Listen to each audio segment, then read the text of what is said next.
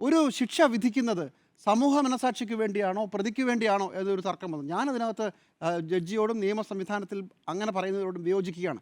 സമൂഹത്തിന് കൂടി ഒരു ഒരു സൂചന തന്നെയാണ്. പല കേസുകളിലും അങ്ങനെ കോടതികൾ പറഞ്ഞിട്ടുമുണ്ട്. ഇവിടെ എന്തുകൊണ്ടാണ് മാറ്റി പറഞ്ഞതെന്ന് എനിക്ക് മനസ്സിലാകുന്നില്ല. സമൂഹത്തിന് മനസ്സിലാകാൻ വേണ്ടിയിട്ടാണെന്നേ വളരെ കാര്യമായ ശിക്ഷ നൽകുന്നത്. ഒരു ഡിറ്ററൻ്റ് എഫക്റ്റ്, ഒരു ഭയം, ഇനി മേലാൽ ഇങ്ങനെ ഒരു കുറ്റം ചെയ്യുന്നതിൽ നിന്ന് ഒഴിവാക്കാൻ വേണ്ടി കൂടിയാണ് കോടതികൾ ശിക്ഷ വിധിക്കുന്നതെന്നാണ് ഞാൻ കരുതുന്നത്. അങ്ങനെ വേണമെന്നാണ് എൻ്റെ അഭിപ്രായം.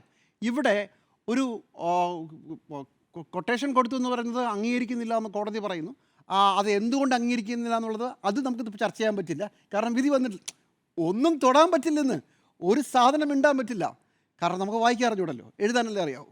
അപ്പം അതും പറയാൻ പറ്റില്ല.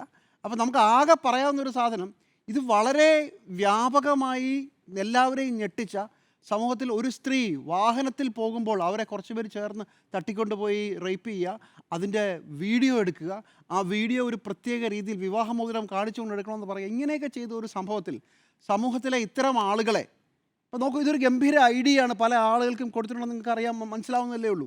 മൊബൈൽ ഫോണും വീഡിയോ ക്യാമറയും വന്നതിന് ശേഷം എത്രയോ റേപ്പ് കേസുകൾ, എത്രയോ സ്ത്രീ പീഡനങ്ങൾ ഇരുചെവി അറിയാതെ പോലീസ് സ്റ്റേഷൻ്റെ കവാടത്തിൽ പോലും വരാതെ ഒതുക്കപ്പെട്ടു പോയിട്ടുണ്ട്. നമുക്ക് തന്നെ എത്ര സംഭവങ്ങൾ അറിയാം.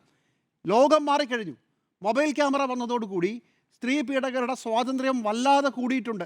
ആർക്കെതിരെയും അതിക്രമം നടത്താൻ രഹസ്യമായി അതൊരു ക്യാമറയിൽ റെക്കോർഡ് ചെയ്യുകയോ ക്യാമറയിൽ റെക്കോർഡ് ചെയ്തിട്ടുണ്ടെന്ന് ഇരയെ ഭയപ്പെടുത്തുകയോ ചെയ്താൽ ഒരു 90% കേസുകളും വരില്ല.